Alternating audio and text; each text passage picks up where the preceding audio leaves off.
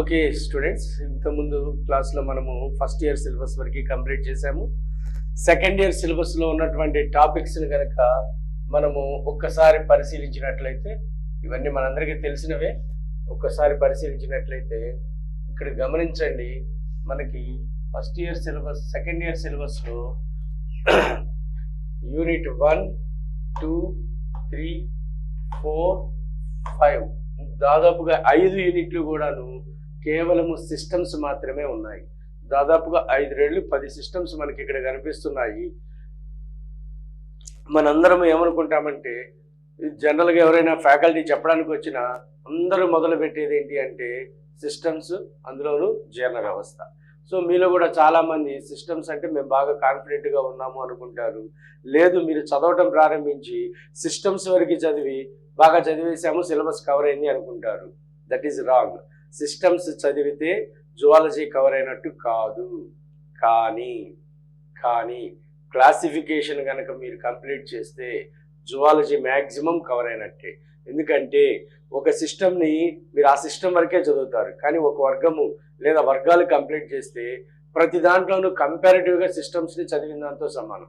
కాబట్టి సిస్టమ్స్ అనేది చదవాలి వద్దని చెప్పట్లేదు, కానీ సిస్టమ్స్ మాత్రమే చదివే అయిపోయింది అనేటువంటి భావనలో మాత్రము ఉండవద్దు. అలాగే సిస్టమ్స్ అనగానే అందులో 2 పార్ట్స్ ఉంటాయండి. అనాటమీ ఒకటి, ఫిజియాలజీ ఒకటి. నిర్మాణము, పనిచేసే విధానము. నిర్మాణం ఎవరైనా చెప్తారు, లేదా అందరికీ వచ్చేది నిర్మాణము. పనిచేసే విధానం రావాలి. అంటే ఉదాహరణకు చూడండి, జీర్ణ వ్యవస్థ నిర్మాణము ఎవరైనా చెప్తారు, కానీ ఎంజైమ్ల చర్య అనేది నేర్చుకోవాలి. అది అందరం చెప్పగలగాలి. అలాగే శ్వాస వ్యవస్థ నిర్మాణము, రెస్పిరేటరీ సిస్టమ్ ఎవరైనా చెప్తాము, కానీ వాయువుల ఘనపరిమాణం కానీ వాయువుల రవాణా కానీ ఇది ఇంపార్టెంట్. మూత్రపిండ నిర్మాణం చెప్తాము, కానీ మూత్రం తయారయ్యే విధానం కష్టం. కాబట్టి ఇట్లాగా మనము నిర్మాణం వరకు నేర్చుకుంటాము, సిలబస్ కవర్ అయిపోయింది, బాగా చదివేశాము అనుకుంటాము. సో అది రాంగ్ ఆస్పెక్ట్ అని చెప్పటము నా ఉద్దేశం. సో ఇంకా తర్వాత పాయింట్లోకి వస్తే, సిస్టమ్స్ మీరు చదివేటప్పుడు ఫస్ట్ మీరు చేయాల్సింది ఏంటి అంటే ప్రతి వ్యవస్థకి చివరిలో వ్యాధులు ఉన్నాయి, వ్యాధులు చదవండి. సిస్టమ్స్ చదివేటప్పుడు సిస్టమ్ చివర ఉన్న వ్యాధులలో ప్రశ్నలు ఎక్కువ వచ్చే అవకాశం ఉంది. ఓకేనా? కాబట్టి ఇప్పుడు ఈ వీడియో ఇక్కడితోనే పాజ్ చేయండి.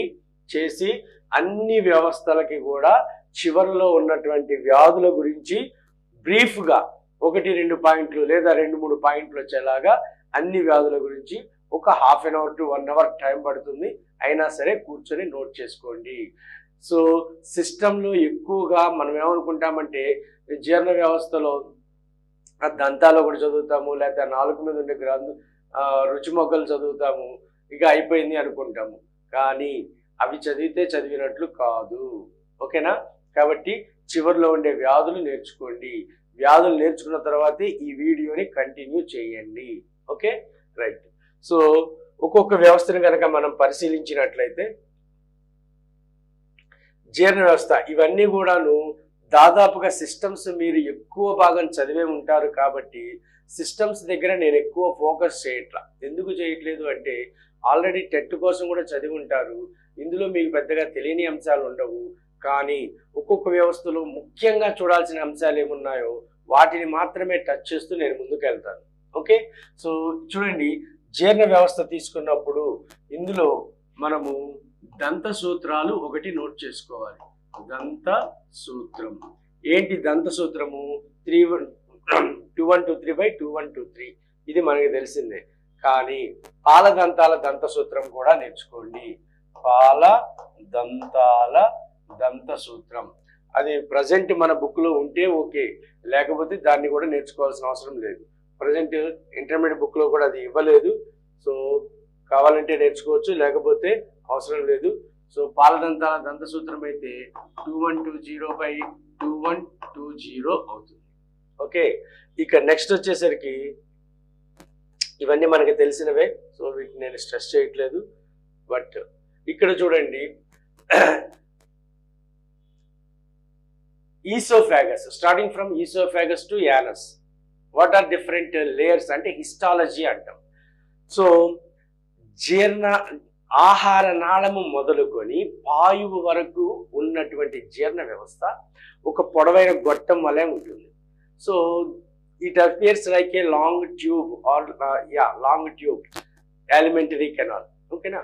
సో ఈ లాంగ్ ట్యూబ్లో బయట నుంచి లోపలికి పొరలు ఎలా ఉంటాయి అనేది కనుక చూస్తే, ముందు ఆ పొరలని తెలుగులో చెప్తాను, తర్వాత ఇంగ్లీష్లో చెప్తాను. సో బయట నుంచి లోపలికి చెప్పగలగాలి, లోపల నుంచి బయటకి చెప్పగలగాలి.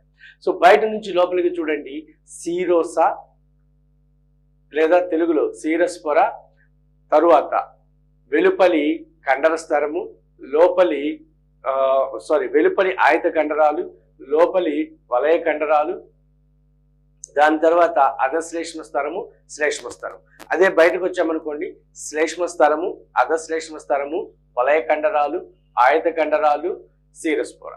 సో ఇంగ్లీష్లో చూద్దాము, సీరస్, లాంగిట్యూడినల్, ట్రాన్స్వర్స్ లేదా సర్క్యులర్ మజిల్స్, సబ్మ్యూకోజా, మ్యూకోజా. అదే బయటకు వెళ్ళామనుకోండి, చూడండి ఒకసారి, బయట నుంచి సీరోజా, లాంగిట్యూడినల్, సర్క్యులర్, తరువాత సబ్మ్యూకోజా, మ్యూకోజా. ఇదే బయటకు వచ్చామనుకోండి, మ్యూకోజా, సబ్మ్యూకోజా, సర్క్యులర్, లాంగిట్యూడినల్, సీరోసా. కాబట్టి ఇవి చెప్పగలగాలి. ఒక్క జీర్ణాశయంలో మాత్రము అదనంగా ఏటవాలు కండరాలు కనిపిస్తాయి, ఆబ్లిక్ మజిల్స్ అనేవి కనిపిస్తాయి. ఎక్కడ అంటే ఒక్క జీర్ణాశయం. అందుకని ఎగ్జామ్లో కన్ఫ్యూజ్ చేయడానికి అడుగుతాడు, జీర్ణాశయంలో ఉండే పొరలను బయట నుంచి లోపలికి గుర్తించండి లేదా లోపల నుంచి బయటకు గుర్తించండి అంటాడు. సో బయట నుంచి లోపలికి ఒకసారి జీర్ణాశయం వరకు చెప్తాం. ఏమేమి ఉన్నాయి? సీరస్ పొర, ఆయత కండరాలు, వలయ కండరాలు, ఏటవాలు కండరాలు, అధశ్లేష్మ స్తరము, శ్లేష్మ స్తరం. అదే బయటకు వెళ్దాము, బయటకు వెళ్ళేటప్పుడు ఇంగ్లీష్లో చెప్తా. Mucosa, submucosa, oblique muscles, circular muscles, longitude muscles, serosa. ఇవి ఇక్కడ మనకు కనిపించేటువంటి భాగాలు. ఓకేనా? రైట్. ఇక నెక్స్ట్ వచ్చేసరికి ఇమీడియట్ గా మీరు ఇప్పటికిప్పుడే రాసుకోవాల్సినటువంటి కాన్సెప్ట్ ఏంటి అంటే, వివిధ జీర్ణ రసాల యొక్క pH రాసుకోండి. ఇందులో భాగంగా మొట్టమొదటిది లాలాజలం యొక్క pH, రెండవది జఠర రసం యొక్క pH, అలాగే మూడవది క్లోమరసం యొక్క pH, అండ్ నాలుగవది ఆంత్రరసం యొక్క pH. సో లాలాజలం యొక్క pH 6.8 ఉంటుంది, జఠరరసం యొక్క pH 0.9 నుంచి 1.8 ఉంటుంది, క్లోమరసం యొక్క pH 8.4 ఉంటుంది,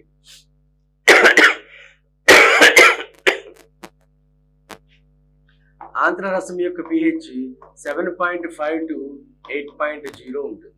కంపల్సరిగా ఈ pHలు ప్రతి ఒక్కళ్ళకి 4 అంచుల మీద ఉండాలి. కాబట్టి వీటిని ఇప్పటికిప్పుడే నేర్చేసుకోండి. ఓకేనా? తర్వాత మీరు పాత బుక్స్లో ఉంటుంది, లేదా తర్వాత ఇంకొకటి చూడండి, కాలేయం యొక్క విధులు 1కి 2 సార్లు చూసుకోండి. కాలేయం యొక్క విధుల నుంచి ప్రశ్న అడగడానికి కూడా అవకాశం ఉంటుంది. అండ్ మీరు చేయాల్సినటువంటి మరొక పని ఏంటి అంటే, ఒక టేబుల్ తయారు చేయాలమ్మా. సో ఏంటి టేబుల్ అంటే, చూడండి, జీర్ణ రసం,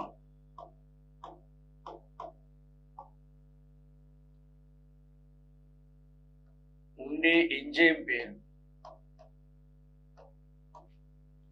అధస్థ పదార్థం,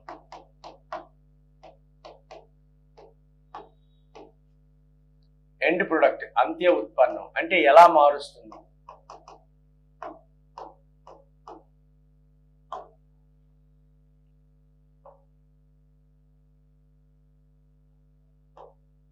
అంత్య ఉత్పన్నం ఎలా మారుస్తుంది, ఇది మనం చూడాల్సింది.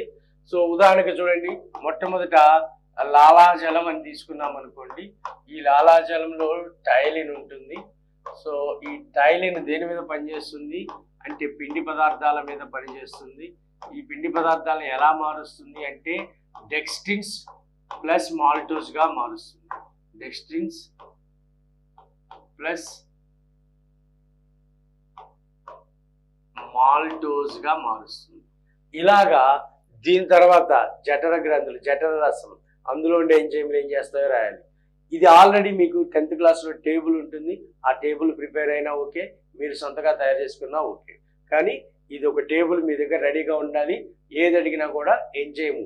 మరి ముఖ్యంగా అడిగే ప్రశ్న ఎలా ఉంటుంది అంటే, ఉదాహరణకి ట్రిప్సిన్ అనే ఒక ఎంజైము ఈ జీర్ణరసంలో ఉంటుంది అని అడిగాడు అంటే, అది ఒక రకంగా చెప్పాలంటే అది ఎలాంటి ప్రశ్న అంటే, కనీసం జీర్ణ వ్యవస్థలో వీడికి ఇదన్నా తెలుసా, ఈ వ్యక్తికి ఇదన్నా తెలుసా అనేటువంటి ప్రశ్న అనమాట.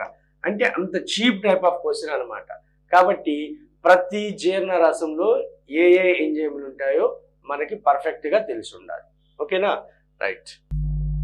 సో ఇదంతా కూడా ఇక శోషణకి సంబంధించి, ఇందులో మనం ఇక చెప్పుకోవాల్సింది ఏం లేదు.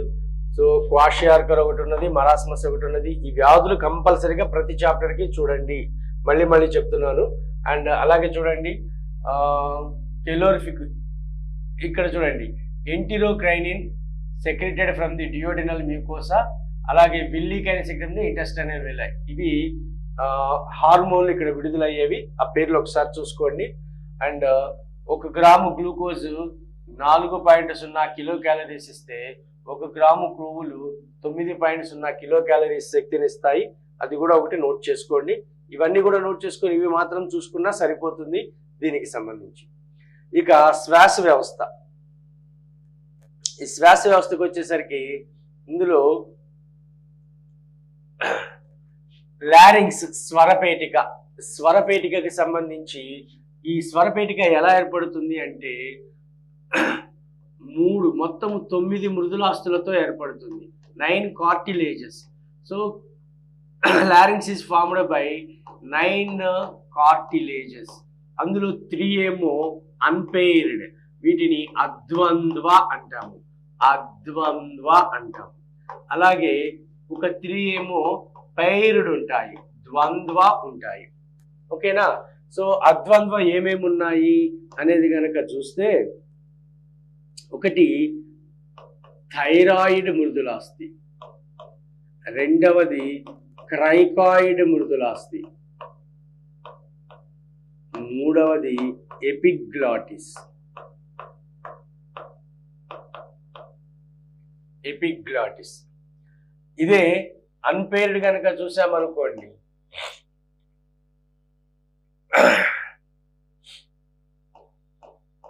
కార్నిక్యులేట్, తర్వాత ఎరైటినాయిడ్స్,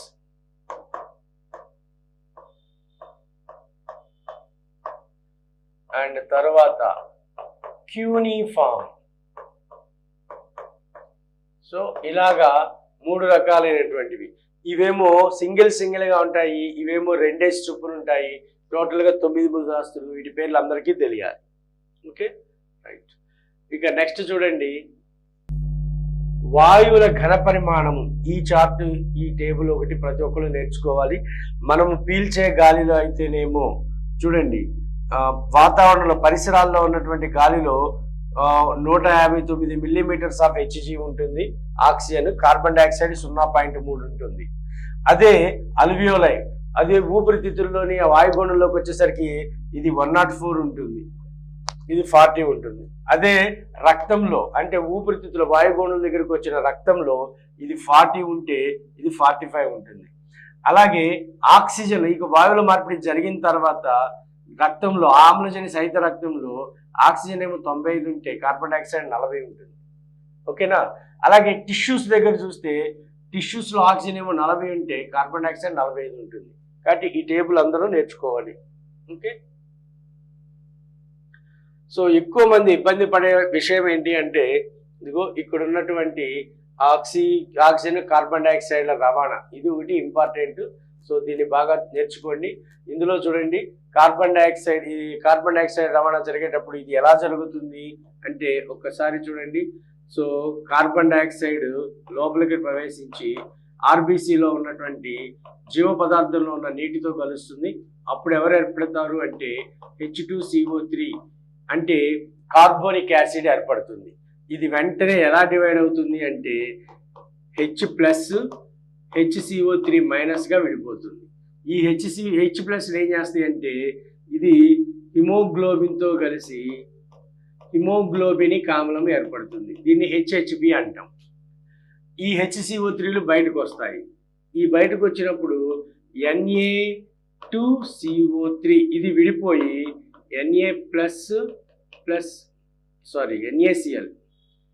NaCl అనేది విడిపోయి Na++Cl- గా విడిపోతుంది.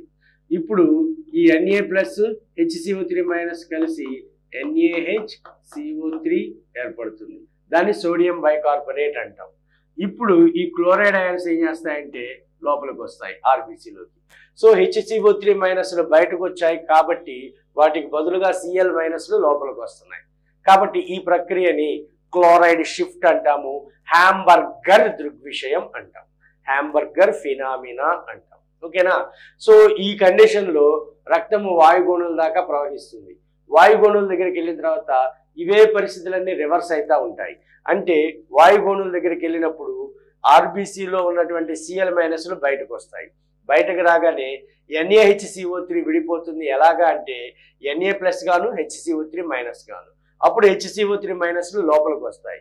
ఎప్పుడైతే HCO3- లోపలికి వచ్చిందో హిమోగ్లోబినిక్ ఆమ్లం కూడా విడిపోయి హిమోగ్లోబిన్ ప్లస్ H+ అయాన్లుగా మారుతుంది. మళ్ళీ ఈ రెండు కలిసి H2CO3 ఏర్పడుతుంది. మళ్ళీ అది కార్బన్ డైఆక్సైడ్ నీరుగా మారుతుంది. కార్బన్ డైఆక్సైడ్ వ్యాపనం ద్వారా వాయుగోళిలోకి ప్రవేశిస్తుంది. ఇది జనరల్గా జరిగేటువంటి process. Okay, right. And next చూడండి. సో ఎక్కువగా ఇబ్బంది పడేది ఏంటి అంటే ఇక్కడ మనకి ఎస్పెషల్లీ బయాలజీ వాళ్ళకి వాయువుల ఘన పరిమాణాలు ఉన్నాయి.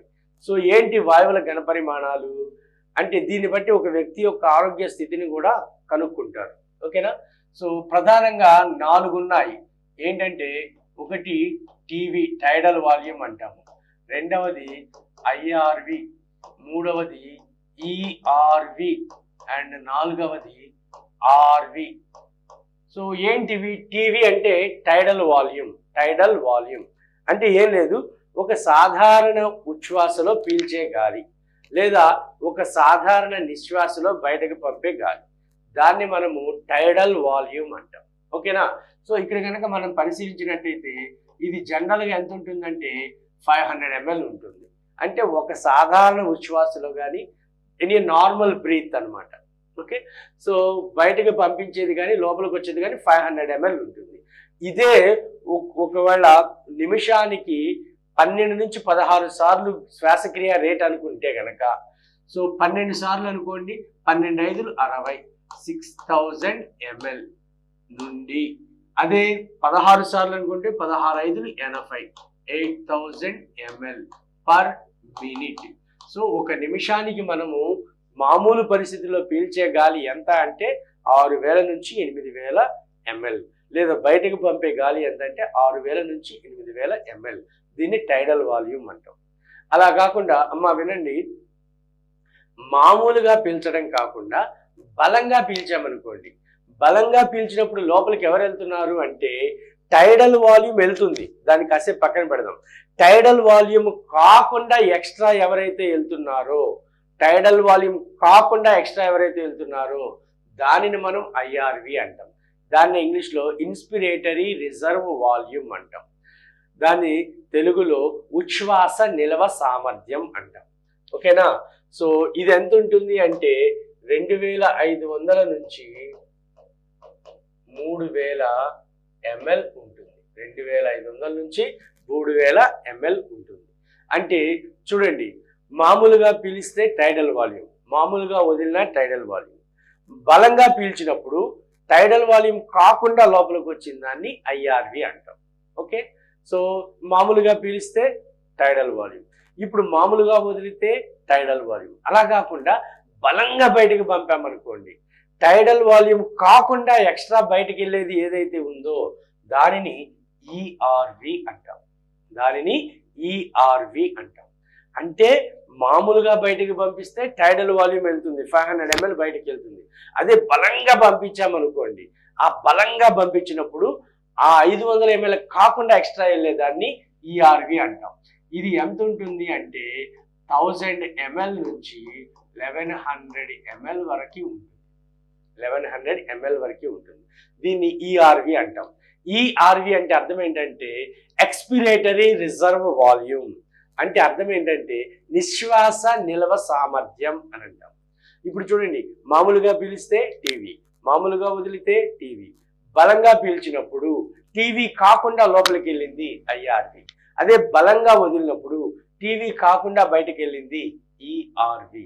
ఇప్పుడు బలంగా వదిలినప్పుడు టీవీ బయటకు వెళ్ళింది, ఈఆర్వి బయటకు వెళ్ళింది. మరి ఇప్పుడు లంగ్స్ ఖాళీ అయిపోయినాయా, ఇంకా ఏమైనా గాలి ఉందా అంటే ఖచ్చితంగా లోపల గాలి ఉంటుంది. సో బలంగా వదిలినప్పుడు లోపల ఉన్న మిగిలిన గాలి పరిమాణం ఏదైతే ఉందో దానిని రెసిడ్యువల్ వాల్యూమ్ అంటాం. రెసిడ్యువల్ వాల్యూమ్ అంటాం. ఇది ఎంత ఉంటుంది అంటే సుమారుగా 1100 నుంచి 1200 ml ఉంటుంది. 1200 ml. ఈ 4 కూడాను బేసిక్ ఘన పరిమాణాలు, ప్రాథమిక ఘన పరిమాణాలు. వీటిని డిఫరెంట్ కాంబినేషన్స్ లో కలపటం వల్ల ఇంకొన్ని కొత్త పదాలు వస్తాయి. అవేంటి అనేది కనుక చూస్తే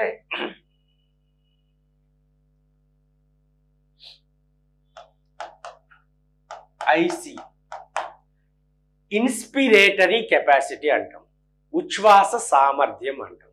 అంటే ఏంటి అర్థము అంటే ఇప్పుడు బలంగా మనం గాలిని బయటకు పంపించిన తర్వాత బలంగా పీలిస్తే ఎవరెవరు లోపలికి వస్తున్నారు.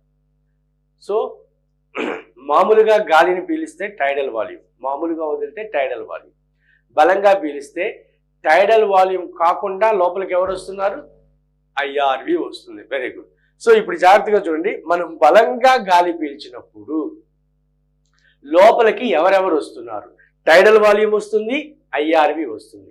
ఈ రెండిటిని కలిపి మనం ఏమంటామంటే ఐసి అంటాం. అంటే ఐసి అంటే అర్థం ఏంటంటే TV plus IRV. IC equal to TV plus IRV. ఓకేనా? సో ఒక్కసారి దీని వాల్యూ ఎంత ఉంటుందో చూద్దాం. సో టీవీ ఎంత అన్నాము 500.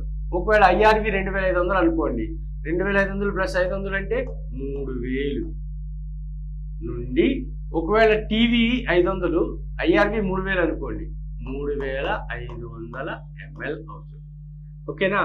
ఇది ఎవరు అంటే ఐసి ఇన్స్పిరేటరీ కెపాసిటీ. అలా కాకుండా రెండవది చూద్దాం,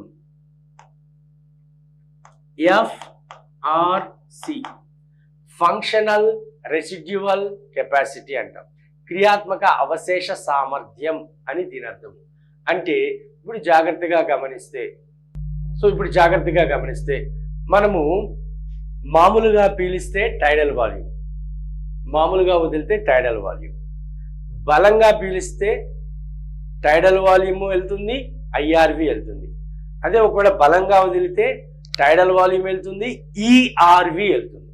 సో ఇప్పుడు నేనేమంటానంటే జాగ్రత్తగా గమనించండి, మనం మామూలుగా గాలిని బయటకు పంపిస్తే టైడల్ వాల్యూమ్ వెళ్తుంది. అదే బలంగా పంపించినప్పుడు టైడల్ వాల్యూము వెళ్తుంది, ఈఆర్వి కూడా వెళ్తుంది. రైట్, ఇది గుర్తుపెట్టుకోండి. ఇప్పుడు ఫైనల్గా నేనేం చెప్తున్నాను అంటే మనము ఇక్కడ చూడండి, బలంగా పంపించినప్పుడు టీవీ బయటకు వెళ్తుంది, ఈఆర్వి బయటకు వెళ్తుంది, లోపల ఉన్నది ఆర్వి అవుతుంది, అవశేష సామర్థ్యం. ఓకేనా? Residual volume.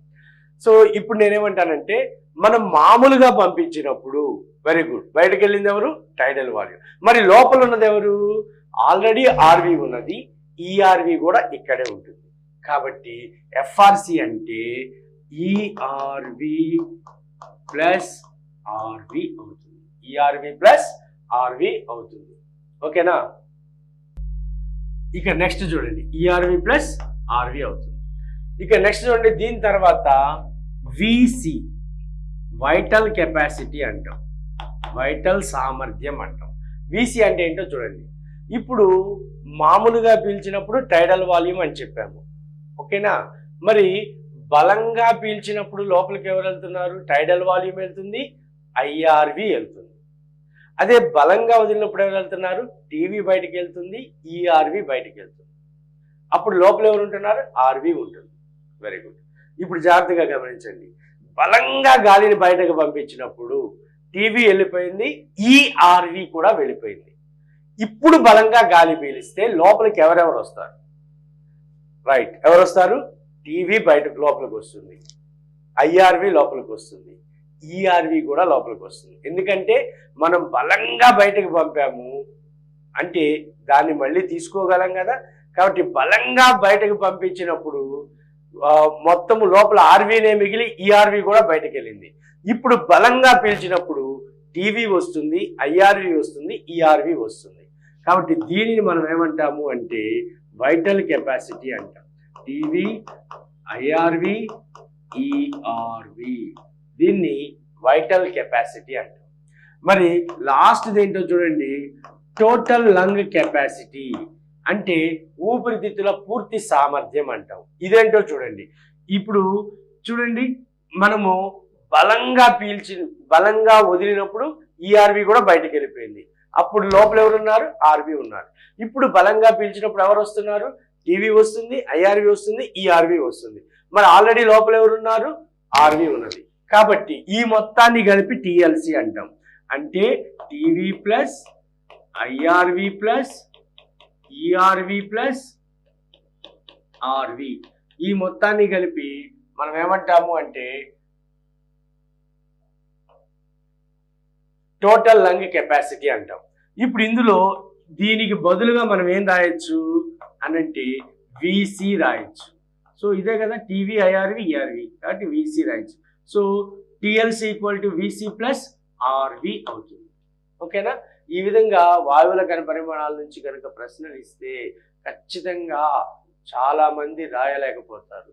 కానీ వీటిని ఇలా గుర్తుపెట్టుకొని మీరు ప్రాక్టీస్ చేస్తే ఖచ్చితంగా ఇవి గుర్తుంటాయి. వీటిలో మళ్ళీ ఈక్వేషన్స్ అడుగుతారు. So VC minus TV equal to అంటాడు. VC minus TV equal to ఏమవుతుంది? ఈ ఈక్వేషన్ చూడండి. So VC minus TV equal to IRV plus ERV అవుతుంది. ఓకేనా? సో ఇలాగా ఈక్వేషన్స్ కూడా అడుగుతారు. ఇవి గుర్తుంటే అవి ఈజీగా వస్తాయి. Okay, right. తర్వాత నేను ప్రతి సిస్టమ్కి చెప్తూనే ఉన్నాను, మళ్ళీ ఇప్పుడు కూడా గుర్తు చేస్తున్నా. సో ఖచ్చితంగా మనం గుర్తుపెట్టుకోవాల్సింది ఏంటి? ప్రతి సిస్టమ్ చివర ఉన్న వ్యాధులు చదవాలి. ఇక్కడ చూడండి, ఆస్తమా ఉన్నది, ఎంఫైసిమా ఉన్నది, and bronchitis, pneumonia, occupational respiratory డిజార్డర్స్లో డిఫరెంట్ టైప్స్ ఆఫ్ డిజార్డర్స్ అనేవి కనిపిస్తున్నాయి. ఇవన్నీ కూడా ప్రతి ఒక్కరికి ఫింగర్ టిప్స్లో రావాలి.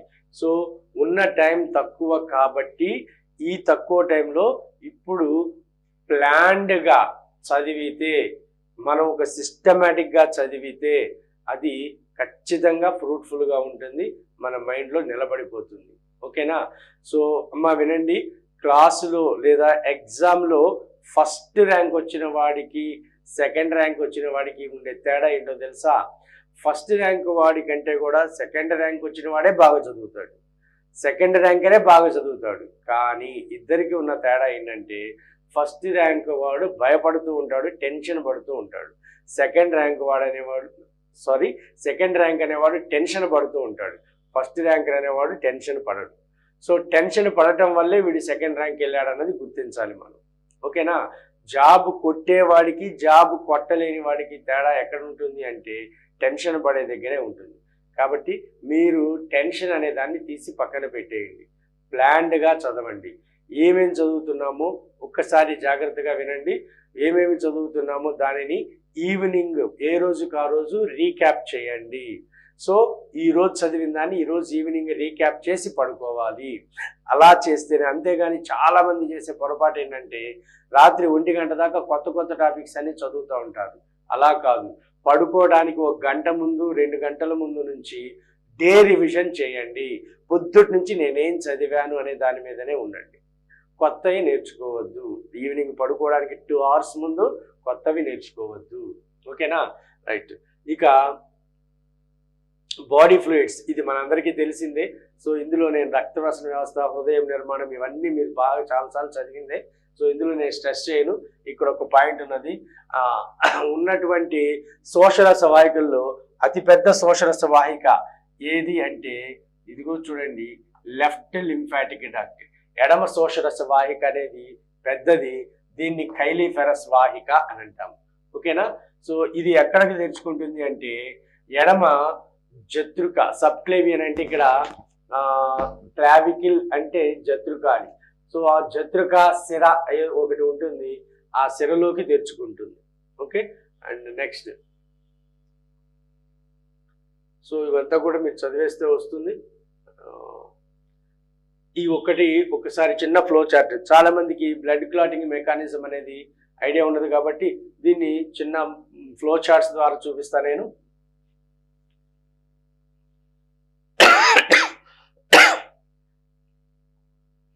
చూడండి, రక్తస్కందన ప్రక్రియ 3 దశల్లో జరుగుతుంది. ఏంటంటే ఫైబ్రినోజన్ అనే ప్రోటీన్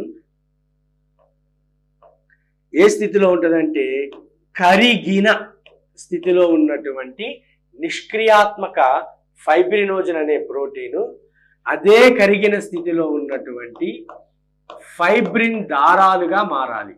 ఫైబ్రిన్ దారాలుగా మారాలి. ఇలా మారాలి అంటే ఇక్కడ ఒక ఎంజైమ్ పనిచేయాలి, దాన్ని థ్రాంబిన్ అంటాం. థ్రాంబిన్ అంటాం. ఓకేనా? సో థ్రాంబిన్ సమక్షంలో ఫైబ్రినోజన్, కరిగిన స్థితిలో ఉన్న నిష్క్రియాత్మక ఫైబ్రినోజన్ చైతన్యవంతమైన కరిగిన ఫైబ్రిన్ దారాలుగా మారడాన్ని మనము 3వ స్టెప్గా చెప్పుకుంటాం. అంటే 3 స్టెప్స్ అని చెప్పాం కదా, ఇది 3వ స్టెప్. ఓకేనా? సో అసలు ఈ ఫైబ్రినోజన్ ఎక్కడి నుంచి వస్తుంది అంటే కాలేయము ఉత్పత్తి చేస్తుంది. సో నేను ఇందాక చెప్పాను కాలేయం యొక్క విధులు చదవండి అని. ఆ విధులలో ఫైబ్రినోజన్ ప్రోథ్రాంబిన్ ఉత్పత్తి చేస్తుంది అనే మాట వస్తుంది. ఓకేనా? ఇక దీని తర్వాత జరిగే ప్రాసెస్ ఏంటి అంటే ఈ కరిగిన ఫైబ్రిన్ దారాలు కరగని ఫైబ్రిన్ దారాల వలగా ఏర్పడతాయి. కరగని ఫైబ్రిన్ దారాల వలగా ఏర్పడుతుంది. సో ఈ ప్రక్రియని మనం ఏమంటాము అంటే స్థిరీకరణ అంటాము, స్టెబిలైజేషన్ అంటాము. స్టెబిలైజేషన్ అంటాం. కాబట్టి ఈ స్టెబిలైజేషన్ జరిగేలాగా చేసేటువంటి ఒక కారకం ఉంటుంది, దాన్ని స్టెబిలైజింగ్ కారకము అంటాము. ఇదే 13వ కారకము. సో 13వ కారకం పేరు ఏంటంటే స్టెబిలైజింగ్ కారకము. ఇక 2వ స్టెప్ ఏంటో చూద్దాము. ఈ థ్రాంబిన్ అనేది ఎవరు అంటే ప్రోథ్రాంబిన్ అనేటువంటి ఒక ప్రోటీన్, ఒక ఎంజైమ్. సో ఇది కూడా కాలేయముచే ఉత్పత్తి చేయబడుతుంది. సో దీన్ని కూడా కాలేయం ఉత్పత్తి చేస్తే ఇది నిష్క్రియాత్మకమైనది. ఇది ఎలా మారుతుంది అంటే చైతన్యవంతమైన థ్రాంబిన్గా మారుతుంది. ఇలా మారే ప్రక్రియ 2వ దశ. సో 2వ దశ ఏంటి అంటే నిష్క్రియాత్మకమైన ప్రోథ్రాంబిన్ అనే ఎంజైము చైతన్యవంతమైన థ్రాంబిన్ అనే ఎంజైమ్గా మారటం. ఇది ఎలా మారుతుంది అంటే ఇది మారాలి అంటే మరొక ఎంజైమ్ కావాలి, దాన్ని ప్రోథ్రాంబిన్ ఉత్తేజితము యాక్టివేటర్ అంటాం. ప్రోథ్రాంబిన్ ఉత్తేజితము యాక్టివేటర్ అంటాం. ఓకేనా? ఈ ప్రోథ్రాంబిన్ ఉత్తేజితము అనేది ఏర్పడాలి. ఈ ప్రోథ్రాంబిన్ ఉత్తేజితం అనేది ఎట్లా ఏర్పడుతుంది అంటే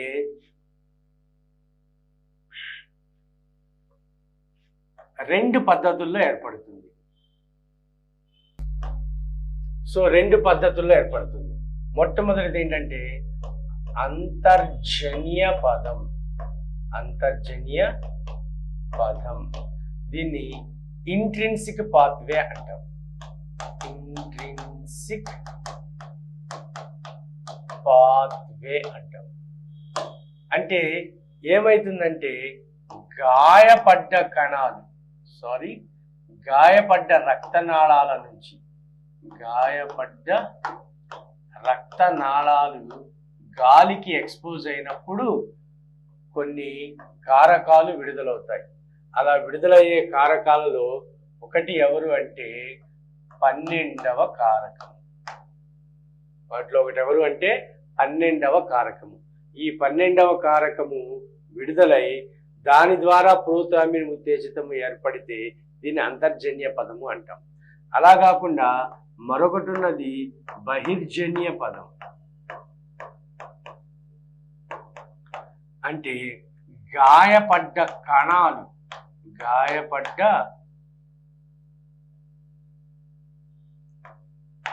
గాయపడ్డ కణాలు ఏం చేస్తాయి అంటే వరుసగా కొన్ని రసాయనాలను విడుదల చేస్తే వాటిలో ఎవరు వస్తారు అంటే 7వ కారకం అనేది వస్తుంది.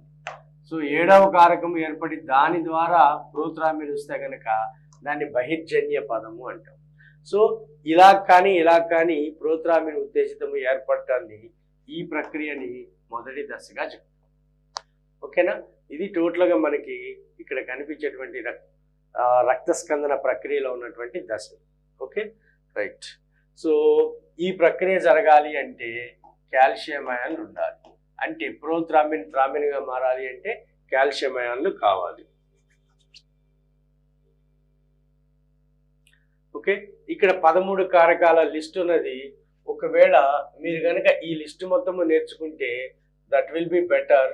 ఒకవేళ నేర్చుకోలేకపోతే కనీసము 13 కారకాలు ఉంటాయి, అందులో 6వ కారకాన్ని తీసేశారమ్మా. 12 కారకాలు ఉంటాయి. కనీసం ఈ 12లో ఒక 11 నేర్చుకున్నా కూడా మనకి మంచిది.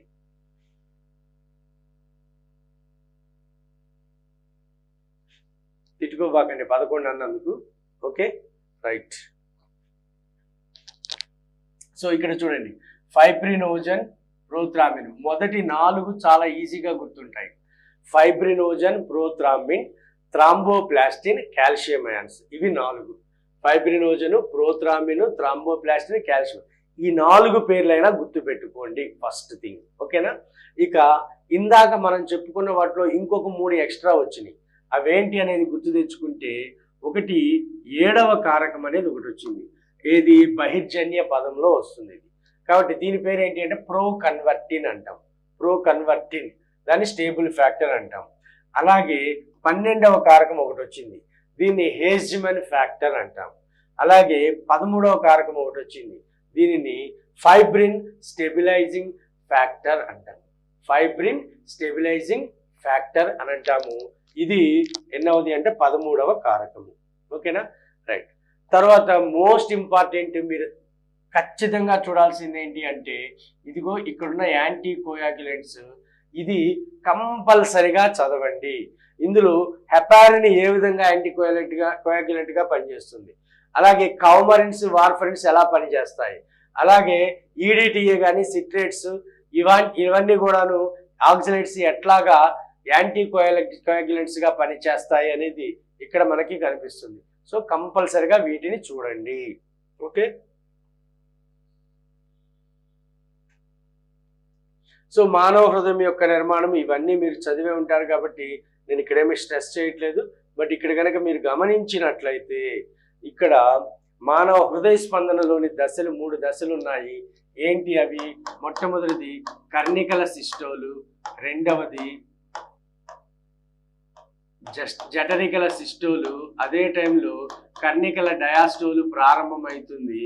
అండ్ మూడవది కర్ణిక, జఠరిక, డయాస్టోల్ అని చెప్తాం. ఇది 3 దశలు.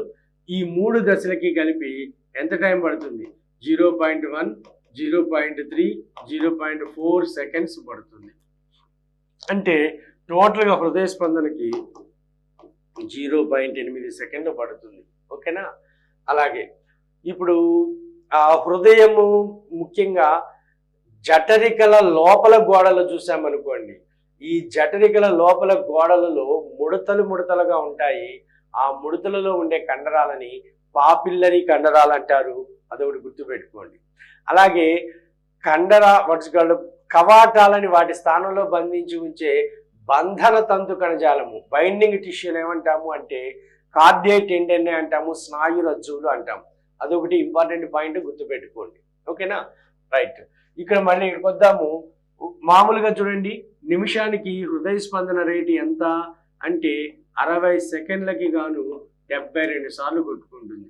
మరి ఒక్కసారి కొట్టుకోవడానికి ఎంత టైం పడుతుంది అనేది చూసినా కూడా 1/72 ఇంటూ 60, 12 ఆర్లు 72, 12 ఐదులు 60, అంటే 5/6. సో గమనించండి, 6 8 48 అంటే 0.8. సో ఒక హృదయ స్పందనకి పట్టు టైం ఎంత అంటే 0.8. ఆ 0.8లో మొదటి దశ 0.1 సెకండ్లు, రెండవ దశ 0.3 సెకండ్లు, మూడవ దశ 0.4 సెకండ్లు అంటాం. ఓకే, ఇది ఒకటి గుర్తుపెట్టుకోండి.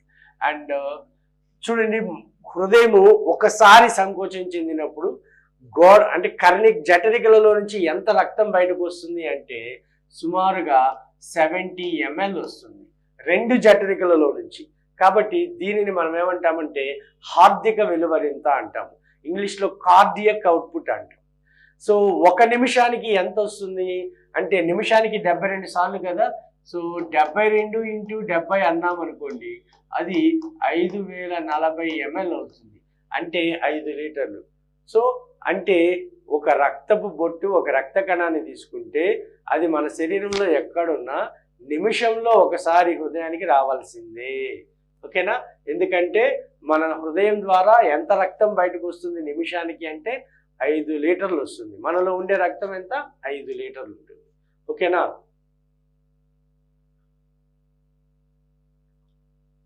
సో డబుల్ సర్క్యులేషన్,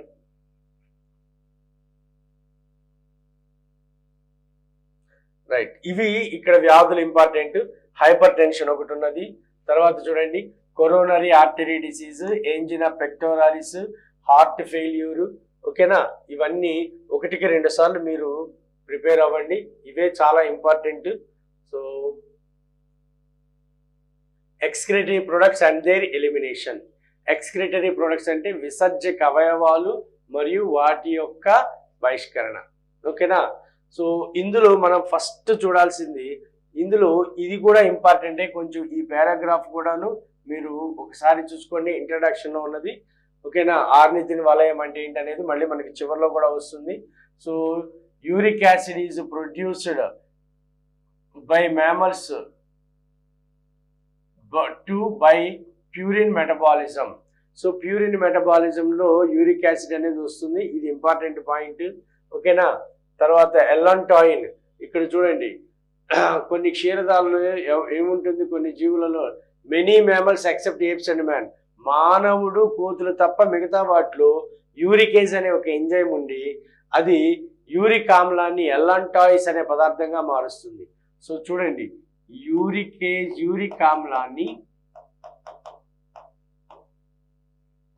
యూరికేజ్ అనే ఒక ఎంజైము ఎల్లంటాయిన్ గా మారుస్తుంది.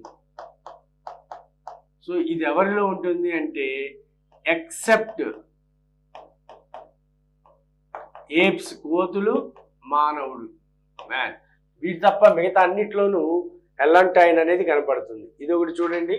తర్వాత ఫిషెస్ లో అయితేనేమో ట్రైమిథైల్ అమైన్ ఆక్సైడ్ రూపంలో నిల్వ ఉంటుంది, ఇది కూడా ఒకసారి చూడండి. And most important ammoniotelic, ureotelic, uricotelic, ఈ పారాగ్రాఫ్లని వదలకుండా చదివేసేయండి, ఇవి కూడా చాలా important. Okay. And excretory organs, ఇది కూడా ఇంపార్టెంట్. అందుకనే నేను మీకు ఇంతకుముందు ఫస్ట్ ఇయర్ గురించి చెప్పినప్పుడు ప్రతి వర్గానికి కూడాను విసర్జక అవయవాలు రాయండి ఒక టేబుల్ అని చెప్పాను. So protozoa, porifera, coelenterata, platyhelminthes, coelenterata వరకు కూడాను శరీర ఉపరితలం ద్వారా వ్యాపన పద్ధతిలో వ్యర్థాలు బహిష్కరించబడతాయి. So excretion of waste materials occurs by diffusion through general body surface. కానీ ఇక్కడి నుంచి మొదలుపెట్టి మొట్టమొదట విసర్జక వ్యవస్థ ఎవరిలో ఏర్పడింది అంటే ప్లాటీహెల్మింథిస్ లో ఏర్పడింది. సో ప్లాటీహెల్మింథిస్ లో ఉన్నటువంటి విసర్జక అవయవాలు ఎవరు అంటే అవి ఫ్లేమ్ సెల్స్ అంటాము, వాటిని ప్రోటోనెఫ్రీడియా అంటాము, ప్రాథమిక వృక్కాలు అంటాము. ఓకేనా. రైట్. ఇక అక్కడి నుంచి మొదలు పెడితే మెటానెఫ్రీడియా, ఇవి వానపాము లాంటి వాటిల్లో ఉంటాయి, మెటానెఫ్రీడియా అంటాము. సో ఆల్రెడీ వానపాము యొక్క టైప్ స్టడీలు నెఫ్రీడియా రకాలు మనం చెప్పుకున్నాం. ఓకేనా. తర్వాత ఆర్థ్రోపోడాలో వచ్చేసరికి ఇంకా చాలా రకాలు ఉంటాయి. మాల్ఫీజియన్ నాళికలు ఉంటాయి, గ్రీన్ గ్లాండ్ లేదా యాంటినరీ గ్లాండ్స్ ఉంటాయి, కోక్సల్ గ్లాండ్స్ ఉంటాయి, ఎడిపోసైట్స్ ఉంటాయి. ఇవన్నీ కూడాను విసర్జన ప్రక్రియని కొనసాగిస్తాయి. అలాగే కిడ్నీస్, ఇక ఉన్నత స్థాయి జీవుల్లోకి వచ్చేసరికి కిడ్నీస్ అనబడేవి మూత్రపిండాలు కనిపిస్తాయి. ఓకేనా. ఇక మానవ మూత్రపిండాలు అన్నప్పుడు ఇందులో చూడండి ఒక పదం ఉన్నది, రిట్రోపెరిటోనియల్ పొజిషన్. రిట్రోపెరిటోనియల్ అంటే ఆల్రెడీ ఇంతకుముందు నేను first year chapters second chapter చెప్పేటప్పుడు నేను ఈ పదాన్ని వాడాను. ఇదిగో చూడండి, ఇది శరీర కుహరము అనుకుందాం కాసేపు. సో ఇది మధ్యస్థవచం యొక్క వెలుపలి పొర అనుకుందాము, ఇది మధ్యస్థవచం యొక్క లోపలి పొర. సో మనకున్న హృదయము కానీ, ఊపిరితిత్తులు కానీ, కాలేయము కానీ, బీజకోశాలు కానీ అన్నీ కూడాను శరీర కుహరంలో ఉన్నాయి. కానీ కేవలం మూత్రపిండాలు మాత్రము శరీర కుహరానికి బయట ఉంటాయి. కాబట్టి దీనిని మనం ఏమంటాము అంటే తిరోవేష్టన అవయవాలు అంటాము. ఇంగ్లీష్లో దీన్ని మనము రిట్రోపెరిటోనియల్ ఆర్గాన్స్ అంటాం. రిట్రోపెరిటోనియల్ ఆర్గాన్స్ అంటాం. అలాగే ఒక్కొక్క మూత్రపిండం బరువు ఎంత ఉంటుందంటే 120 నుంచి 170 గ్రాములు ఉంటుంది. 120 నుంచి 170 గ్రాముల వరకే ఉంటుంది. సో మిగతావన్నీ ఆల్మోస్ట్ మీరు చదివినవి, మీకు తెలిసినవి ఉంటాయి. సో గ్లోమెరులార్ ఫిల్టరేషన్లో ఇది ఒకటి ఇంపార్టెంట్ పాయింట్. నెట్ ఫిల్టరేషన్ ఎంత ఉంటుంది అంటే net filtration pressure 10 millimetres of HG ఉంటుంది. సో ఎలా వస్తుంది ఇది అంటే ఇక్కడ మీరు గమనించినట్లయితే 60 మైనస్ 32 ప్లస్ 18. సో దీని వాల్యూ ఎంత అంటే 10 మిల్లీమీటర్స్ ఆఫ్ హెచ్జి. మరి 60 ఏంటమ్మా? 60 ఏంటి అంటే భౌమని గుళిక యొక్క కప్పు లోపలికి రక్తకేశనాళిక గుచ్చము ద్వారా రక్తము వేగంగా ప్రవహించేటప్పుడు రక్తం యొక్క పీడనం అంతా అంటే 60 మిల్లీమీటర్స్ ఆఫ్ హెచ్జి. ఇక దీనికి వ్యతిరేకంగా పనిచేసే పీడనాలు ప్రెషర్స్ ఏంటి అంటే 32 ప్లస్ 18. సో 32 ఏంటి అంటే కొల్లాయిడల్ ప్రెషర్ అంటాం. అంటే రక్తంలో ఉన్న ఘన పదార్థాలు రక్త ప్రవాహానికి వ్యతిరేకంగా పనిచేస్తూ ఉంటాయి. అంటే చూడండి, ఆల్బుమిన్లు, గ్లోబ్యులిన్లు అనే ఇతర ప్రోటీన్లు ఇవి రక్తం ప్రవహిస్తుంటే అందులోనే ఉండే అడ్డంకిలాగా ఉంటాయి. వాటి వల్ల వచ్చేటువంటి వ్యతిరేక పీడనం ఎంత అంటే 32. ఓకేనా? అలాగే ఈ భౌమని గుళిక యొక్క సరళ శలకల, అలాగే రక్తకేశ నాళిక సరళ శలకల, ఈ రెండు కలిసి గాలన త్వచం ఏర్పడుతుంది. ఇది కూడా కొంత వ్యతిరేక పీడనాన్ని కలగజేస్తుంది. సో రక్తం ఇలా ప్రవహిస్తూ ఉంటే ఇదేమో ఇలా వ్యతిరేకిస్తూ ఉంటుంది. కాబట్టి ఇది ఒక 18 మిల్లీమీటర్స్ ఆఫ్ హెచ్జి ఉంటుంది. ఈ మొత్తాన్ని కలిపి నెట్ ఫిల్టరేషన్ ప్రెషర్ అనే మాట వాడతాము. నెట్ ఫిల్టరేషన్ ప్రెషర్ అనే మాట వాడతాము. అది 10 మిల్లీమీటర్స్ ఆఫ్ హెచ్జి ఉంటుంది. ఓకేనా? అండ్ ఒక నిమిషానికి మనలో ఎంత తయారవుతుంది మూత్రము అనంటే 125 ml తయారవుతుంది. 125 ml ఒక్క నిమిషానికి. అదే ఒక రోజుకి ఎంత తయారవుతుంది అంటే 180 లీటర్లు తయారవుతుంది. ఈ 180 లీటర్లు విసర్జిస్తున్నామా? లేదు. మొత్తం తిరిగి శోషణ జరుగుతుంది. 1.5 నుంచి 2.0 వరకు మాత్రమే మరి మనం విసర్జించడం అనే ప్రక్రియ జరుగుతుంది. ఓకేనా? రైట్. ఇక ఈ యూరిన్ తయారయ్యే విధానము ఎలాగ ఉంటుంది ఏంటి అనేది కనుక తెలుసుకోవాలి అంటే ఒక్కసారి మనకి ఇంకా పూర్తిగా వివరణాత్మకంగా కావాలి అనుకుంటే మీరు ప్రకాష్ బయో క్లాసెస్ అనేటువంటి మన యాప్లో ఈ కోర్సు ఉన్నది. అందులో మనకి విడిగా కంటెంట్ ఉన్నది. ఒక్కసారి కావాలనుకున్న వాళ్ళు ప్రకాష్ బయో క్లాసెస్ అనేటువంటి యూట్యూబ్ ఛానల్లో కూడా మీరు ట్రై చేస్తే ఒకవేళ ఇది ఉంటే కనుక మీకు దొరకవచ్చు. Okay, right. సో ఇక నెక్స్ట్ వచ్చేసరికి disorders of excretory system. Disorders అంటే ఏంటి? విసర్జక వ్యవస్థలో ఉన్నటువంటి వ్యాధులు. ఇవి కూడా చూసుకోండి ఒకసారి. ఓకేనా? సో నేను చెప్పాను ప్రతి వ్యాధి, ప్రతి సిస్టమ్కి కూడా వ్యాధులు ముందు చదవండి. వ్యాధులు చదివిన తర్వాతే కాన్సెప్ట్లోకి వెళ్ళండి అవసరమైతే. ఓకే. అండ్ ఇది టోటల్గా మనకి విసర్జక వ్యవస్థ. అండ్ తర్వాత చూడండి బాడీ మూవ్మెంట్, మస్క్యులోస్కెలిటల్ సిస్టమ్, అస్థిపంజర కండర వ్యవస్థ. సో ఇక్కడికి వద్దాము. సో కండరాల గురించి ఆల్రెడీ మనం చెప్పుకున్నాము. ఈ కండర సంకోచ సిద్ధాంతాన్ని తెలియజేసింది ఎవరు అంటే హెన్సన్ మరియు హగ్జలే. హెన్సన్ మరియు హగ్జలే. సో జీన్ హెన్సన్ అలాగే హగ్జలే వీళ్ళు కండరాలు ఏ విధంగా సంకోచిస్తాయనే సిద్ధాంతాన్ని తెలియజేశారు. దాన్ని మనము స్లైడింగ్ ఫిలమెంట్ సిద్ధాంతం అని అంటాము. స్లైడింగ్ ఫిలమెంట్ సిద్ధాంతం అంటాము. సో ఒకసారి చూడండి ఈ సిద్ధాంతము. ఒకవేళ మీకు అర్థం కాకపోతే కనుక దీన్ని తెలుసుకోవాలంటే మన యాప్లో ఉన్నది. సో దాన్ని క్లియర్గా మీకు బొమ్మలు వేసి మరి చెప్పడం జరిగింది. సో దీన్ని నేర్చుకోండి. కొరి వలయము అనే మాట ఒకటి చూద్దాము. సో కండరాలు ఒక్కొక్కసారి ఏమవుతుందంటే అవి అత్యవసర పరిస్థితుల్లో ఆమ్లజని సహిత శ్వాసక్రియ జరపడం కోసము ఆక్సిజన్ కోసం ఎదురు చూస్తూ కూర్చోకుండా అవాయు శ్వాసక్రియ జరుపుతాయి. సో ఎనరోబిక్ రెస్పిరేషన్ జరుపుతాయి. అప్పుడు ఈ కండరాల్లో ఏమైతుంది అంటే, జాగ్రత్తగా చూడండి, కండరాల్లో ఏమైతుందంటే గ్లూకోజు వినియోగం చెంది ఇది లాక్టిక్ ఆమ్లాన్ని ఏర్పరుస్తుంది. ఎక్కడ? కండరాల్లో. దేనివల్ల? అవాయు శ్వాసక్రియ వల్ల. ఇక్కడ ఉన్నటువంటి లాక్టిక్ ఆమ్లం కనుక కండరాల్లో అలాగే ఉంటే ఆ పరిస్థితిని మజిల్ ఫెటీగ్ అంటాము, కండర అలసట అంటాము, కండర గ్లాని అనే మాట కూడా వాడతాము. సో ఈ లాక్టిక్ ఆమ్లం కండరాల్లోనే ఉండిపోకుండా ఇది ఏం చేస్తుంది అంటే రక్తం ద్వారా, ఎవరి ద్వారా అమ్మా? రక్తం ద్వారా ఎక్కడికి వస్తుంది అంటే కాలేయానికి వస్తుంది. కాలేయానికి వస్తుంది. ఇప్పుడు కాలేయంలో ఈ లాక్టిక్ ఆమ్లము ఎలా మారుతుంది అంటే గ్లూకోజ్గా మారుతుంది. ఈ గ్లూకోజ్ మళ్ళీ రక్తం ద్వారా కండరాల్లోకి వెళ్ళిపోతుంది. సో ఈ విధంగా లాక్టిక్ ఆమ్లము తిరిగి గ్లూకోజ్గా మారే ప్రక్రియని మనము ఏమంటాము అంటే కొరి వలయము అంటాం. దీన్ని మనము కొరి వలయము అనే మాట వాడతాం. Okay, right. ఇక చూడండి, అస్థిపంజర వ్యవస్థ ఉన్నది. 206 ఎముకల పేర్లు, వాటి యొక్క ప్రత్యేకతలు మనందరికీ తెలిసి ఉండాలి. ఓకేనా? సో తెలియకపోతే కనీసము ఈ పుర్రె లేదా మన పుర్రెలో ఉన్నటువంటి 22 ఎముకల పేర్లైనా తెలిసి ఉండాలి. ఓకేనా? సో ఒక్కసారి చూడండి, పుర్రెలో ఉన్నటువంటి ఎముకలు 22. వాటిని 2 రకాలుగా డివైడ్ చేస్తాము. కపాలాస్తులు అంటే క్రేనియల్ బోన్స్, అండ్ రెండవది వచ్చేసరికి ముఖాస్తులు అంటే ఫేషియల్ బోన్స్ అంటాం. ఓకేనా? Cranial bones 8 ఉంటాయమ్మా. ఒక్కసారి వాటి పేర్లు చెప్తాను చూడండి. మొట్టమొదటిది ఇదిగో నా చేతి కిందనే ఉంటుంది, లలాట కాస్తి అంటాము, ఇంగ్లీష్లో ఫ్రాంటల్ అంటాము. తర్వాత చూడండి, ఇదిగో నా చేతి కిందనే ఉంటాయి అంటే ఈ భాగంలో ఉన్నాయి, వీటిని కుడ్యాస్తులు అంటాం తెలుగులో, ఇంగ్లీష్లో పెరైటల్స్ అంటాం.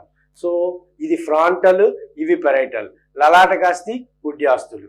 ఇక వెనుక ఉన్న దానిని అనుకపాలాస్తి అంటాము, ఇంగ్లీష్లో దీనిని ఆక్సిపెటల్ అంటాము, ఆక్సిపెటల్. అలాగే ఇదిగో ఇక్కడున్న వాటిని కణతాస్తులు లేదా శంఖాస్తులు అంటాము, ఇంగ్లీష్లో వీటిని టెంపోరల్స్ అంటాం, ఇంగ్లీష్లో వీటిని మనము టెంపోరల్స్ అంటాం. ఓకేనా? ఇక ఇక్కడ లోపల వైపున ఈ 2 కలిసిన దగ్గర లోపల వైపున కింది భాగంలో ఒక చిన్న ఎముక ఉంటుంది, దానిని సేవకము అని అంటాము, ఇంగ్లీష్లో దానిని ఇత్తమాయిడ్ అంటాం, ఇత్తమాయిడ్ అంటాం. ఓకే, అండ్ ఒక పొడవైన ఎముక కనిపిస్తుంది, దీనిని స్పీనకీయం అంటాము, ఇంగ్లీష్లో దీనిని స్పీనాయిడ్ అనే మాట వాడతాం. సో ఒక్కసారి ఇంగ్లీష్లో పేర్లు చెప్పి తర్వాత తెలుగులో చెప్తాను, జాగ్రత్తగా వినండి. ఇది లలాట్ ముందు ఓకే, ఫ్రాంటల్, పెరైటల్స్ 2, ఫ్రాంటల్ 1, పెరైటల్స్ 2, ఆక్సిపెటల్ 1, ఇక్కడికి 4 అయిపోయినాయి. టెంపోరల్స్ 2, ఇక్కడికి 6 అయిపోయినాయి. ఇక్కడ ఇథమాయిడ్ 1, 7 అయిపోయినాయి. స్పీనాయిడ్ 1, 8 అయిపోయినాయి. సో చూడండి, లలాట కాస్తి, కుడ్యాస్తులు, అనుకపాలాస్తి, అలాగే శంఖాస్తులు, అలాగే సేవకము, లోపల పొడవైనది స్పీనకీయము. ఓకేనా? సో చూడండి, ఈ 8 కలిసి కపాలాన్ని ఏర్పరుస్తాయి, అందులో మెదడు భద్రపరచబడి కనిపిస్తుంది. ఓకేనా? వీటిలో చూడండి, పొడవుగా ఉన్నది స్పీనాయిడ్ అని చెప్పాను. ఈ స్పీనాయిడ్ అనే ఎముకని కీలక ఎముక అంటాము, కీబోన్ అంటాము. ఎందుకంటే ఇది మిగతా 7 ఎముకలతోనూ కలుస్తుంది, మిగతా 7 ఎముకలతో కలుస్తుంది కాబట్టి దీన్ని కీలకమైన ఎముక అంటాము. ఓకేనా? రైట్. ఇక ముఖాస్తులు చూడండి, 14 కనిపిస్తూ ఉంటాయి. ఈ 14టిని కూడా మనము ఒక్కసారి చూసినట్లయితే ఇదిగో చూడండి, మనకి కళ్ళు ఇక్కడ ఈ మార్జిన్ ఎక్కడైతే కన్నీళ్ళు వస్తాయో ఇక్కడ కనుక మీరు అద్దంలో చూసుకున్నట్టయితే 2 చిన్న మాంసపు ముద్దలు ఇటొకటి కనిపిస్తాయి. వాటిని మనం ఏమంటాము? నిమేషిక పటలము అంటాం. అక్కడ ఉండే ఎముకలని లాక్రిమల్ ఎముకలు అంటాం. లాక్రిమల్ ఎముకలు అంటాం. తర్వాత ఇదిగో చూడండి, ఇక్కడ ఉన్నటువంటి ఎముకలని జైగోమాటిక్ అనే మాట వాడతాం. అలాగే ముక్కులో ఒక జత ఎముకలు ఉంటాయి, వాటిని నాజల్ బోన్స్ అంటాము, నాసికాస్తులు. ఇవన్నీ జతలుగా ఉన్నాయి, 3 జతలు చెప్పా, 3 6 ఎముకలు ఉన్నాయి. ఓకేనా. తర్వాత ఈ 2 వైపులా కూడా నాసికా కుహరం లోపల 3 మెలితిరిగినటువంటి ఎముకలు ఉంటాయి. ఇటు 3 మొత్తం 6 ఉంటాయి. కానీ వాటిని టర్బైనల్స్ లేదా కాంకే అంటాము. అయితే వాటిని 3గా తీసుకోము, ఒక్కొక్కటిగానే తీసుకుంటాము. కాబట్టి ఇటొకటి అన్నప్పుడు ఇది ఒక జత, 4 జతలు అయినాయి. ఓకేనా. తర్వాత ఈ పైన కనిపిస్తుంది చూడండి, ఇది పై దవడ. ఇందులో 2 అర్ధ భాగాలు ఉంటాయి, వీటిని జంభికలు అంటాము, మ్యాగ్జిల్లే అంటాము. ఇది కూడా ఒక జత. అంటే ఇప్పటికి 5 జతలు అయినాయి. ఓకేనా. అండ్ లోపల చూడండి, ఆస్యకుహరం యొక్క పైకప్పుని ప్యాలెట్ అంటాము. ప్యాలెట్ అంగిలి తాలు అంటాము. అంగిలిలో ఉండే ఎముకలని తాల్వాస్తులు అంటాము, ప్యాలటైన్ బోన్స్ అంటాము. అవి కూడా ఒక జత ఉంటాయి. అంటే ఇప్పటికి 6 జతలు చెప్పుకున్నాము, 6 12 ఉంటాయి. ఓకేనా. ఇక ఈ నాసిక యొక్క లోపల మధ్య భాగంలో ఆధార భాగం వద్ద త్రిభుజాకారంలో ఒక ఎముక కనిపిస్తుంది, దానిని సీరిక అంటాము తెలుగులో, ఇంగ్లీష్లో ఓమర్ అంటాము. సో ఓమర్ అనేది ఒకే ఒక ఎముక, అక్కడికి 13 ఎముకలు అయిపోయినాయి. ఇక ఈ చివర ఇది కనిపిస్తుంది దవడ ఎముక, ఇది 14వ ఎముక. ఓకేనా. వీటన్నిటిలో కూడా తలలో ఉన్న ఎముకలన్నింటిలో కదిలేది ఒకే ఒక్క ఎముక, ఎవరు అంటే కింది దవడ. దీన్నే హనువు అంటాము, ఇంగ్లీష్లో మ్యాండిబుల్ అనే మాట వాడతాం. ఓకేనా. సో కపాలాస్తులు మొత్తము ఎన్ని ఉన్నాయమ్మా అంటే, కపాలాస్తులు 8 ఉన్నాయి, ముఖాస్తులు 14 ఉన్నాయి, 22 ఉన్నాయి. ఓకేనా. ఇక ఈ వెన్నుపూసలు చూసారా, వెన్నుపూసలు ఎన్ని ఉంటాయి అంటే ఇవి 26 వెన్నుపూసలు ఉంటాయి. అలాగే ఈ మధ్యలో ఒక ఎముక ఉంటుంది, దీన్ని ఉరోస్తి అంటాము, ఉరోస్తి అంటాం. ఈ ఉరోస్తి ఒకే ఒక ఎముక. అట్లాగే నెక్స్ట్ చూడండి, ప్రక్కటెముకలు ఉంటాయి, పర్షుకలు అంటాము. సో ఈ ప్రక్కటెముకలు లేదా పర్షుకలు ఎన్ని ఉంటాయి అంటే రిబ్స్ అనమాట, 12 జతలు, అంటే 24 కనిపిస్తాయి. ఓకేనా, 24 కనిపిస్తాయి. ఇప్పుడు నెక్స్ట్ చూడండి, ఇది ఒక చట్రం, ఇక్కడ ఒకటి ఉన్నది సర్కిల్, అలాగే నడుము భాగంలో ఒక సర్కిల్. దీన్ని ఉరో మేకల అంటాము, దీన్ని శ్రోణి మేకల అంటాము. ఇంగ్లీష్లో దీన్ని పెక్టోరల్ గడిల్ అంటాము, దీన్ని పెల్విక్ గడిల్ అంటాము. ఓకేనా. సో ఇప్పుడు ఇక్కడ గమనించినట్లయితే, సో ఉరో మేకల, ఇందులో 2 ఇటు 4 ఎముకలు ఉంటాయి, కానీ అసలు మొత్తాన్ని కలిపి ఒక ఎముకగానే తీసుకుంటాం. ఓకేనా. అండ్ అలాగే శ్రోణి మేకల, ఇందులో 2 అర్ధ భాగాలు ఉంటాయి, ఒక్కొక్క అర్ధ భాగంలో 3 చొప్పున మొత్తము 6 ఎముకలు కనిపిస్తాయి, మొత్తము 6 ఎముకలు కనిపిస్తాయి. ఇక నెక్స్ట్ వచ్చేసరికి చేతి వేళ్ళు, చేతికి ఉన్న ఎముకలు, కాళ్ళకున్న ఎముకలు. ఓకేనా. సో చేతి ఎముకలు చూడండి, ఇది భుజాస్థి ఒకటి ఉంటుంది, ఇక్కడ రత్ని అరత్ని 2 ఉంటాయి. సో 1 + 2 3. ఇదిగో ఇక్కడ మణిబంధ కాస్తులు అంటాము, రిస్ట్ బోన్స్ అంటాము, ఇవి 8 ఉంటాయి, 8 3 11.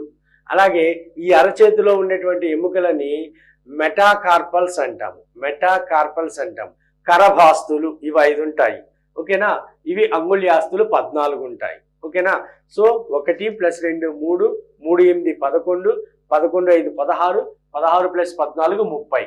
సో ఒక చేతిలో 30 ఎముకలు ఉన్నాయి అంటే 2 చేతులలో కలిపి ఎన్ని ఉంటాయండి, 30 + 30 60 ఉంటాయి. ఓకేనా. ఇక నెక్స్ట్ చూడండి, కాలు. మొట్టమొదట తొడ ఎముక, కింద 2 ఎముకలు ఉంటాయి, అంతర్జంగిక బహిర్జంగిక. దీన్నేమో ఫేమర్ అంటే వాటిని టిబియా ఫిబ్యులా అంటాము. తర్వాత చూడండి, యాంకిల్ బోన్స్ ఉంటాయి, చీలమండలాస్తులు, ఇవి 7 ఉంటాయి. తర్వాత ప్రపాదాస్తులు, మెటాటార్సల్స్ అంటాం, ఇవి 5 ఉంటాయి. అంగుళ్యాస్తులు, వాటిని కూడా ఫాలెంజెస్ అంటాం, ఇవి మళ్ళీ 14 ఉంటాయి. సో టోటల్గా చూస్తే ఇప్పుడు ఎన్ని వచ్చినాయి అంటే 29 వచ్చినాయి. అయితే 30వది ఎవరు అంటే, మోకాలి దగ్గర ఒక ఎముక కనిపిస్తుంది, దాన్ని మోచిప్ప అంటాము, ఇంగ్లీష్లో పటెల్లా అంటాము. సో దాంతో కలిపితే 30 అవుతాయి. కాబట్టి ఒక కాలులో 30 అన్నాయి అంటే 2 కాళ్ళలో కలిపి ఎన్ని ఉంటాయండి, 60 ఉంటాయి. సో ఒక్కసారి ఇంతవరకు మనం కౌంట్ చూసామనుకోండి, చూడండి 14, 8, 4, 12, 18, 18, 1, 19, 19, 4, 23, 24, 24, 6, 30, 30.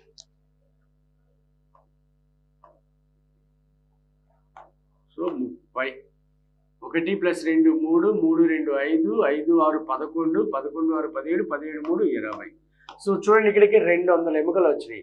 మరి మిగతా 6 ఎముకలు ఏమైనట్లు అంటే ఇవి మన చెవి లోపల ఉండేటువంటి ఎముకలు. సో కూటకము, దాగలి, కందాంతరాస్తి ఇవన్నీ మీకు గుర్తుండే ఉంటాయి. సో ఇటుముడు 6 ఎముకలు ఉంటాయి.